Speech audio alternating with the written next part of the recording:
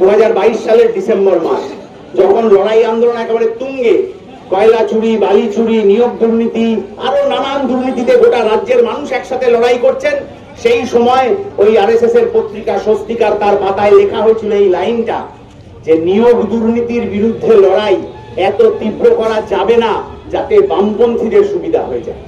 তাহলে নিয়োগ দুর্নীতির বিরুদ্ধে লড়াইটা মূল নয়, বামপন্থীরা শক্তিশালী না হোক এটাই আরএসএস চায়।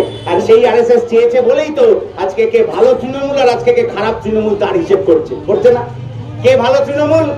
কাকলি দেবী, যাকে আমরা শুভেন্দু অধিকারীর সাথে একই সাথে নারদার ভিডিওতে দেখেছিলাম, মনে পড়ে তো? নারদার ভিডিও, ভালো তৃণমূল রাজ্যের মুখ্যমন্ত্রী শুভেন্দু অধিকারী, তাকেও নারদার ভিডিও দেখেছি। আর লোকসভায় ভালো তৃণমূল কাকলি দেবী, তাকেও নারদার ভিডিওতে দেখেছি। এই ভালো তৃণমূল খারাপ তৃণমূলের চক্করটা কি?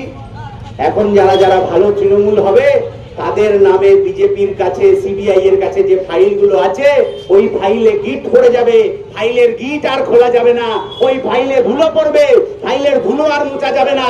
আমরা লাল ঝান্ডার কর্মীরা বলছি, আমরা লাল ঝান্ডার কমরেডরা বলতে চাই যে কোন চোর চোরটা চিটিংবাজকে যদি বিজেপি বাঁচানোর চেষ্টা করে, গত 15 বছরে তৃণমূলের বিরুদ্ধে চোর ধরো জেল ভরোর যে আন্দোলন আমরা করেছিলাম, আগামী 5 বছরেও একই রকম ভাবে আমরা সেই আন্দোলন করব।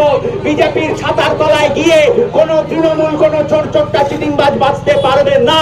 তা প্রয়োজন হলে একই রকম ভাবে আমাদের এই আন্দোলন করতে হবে।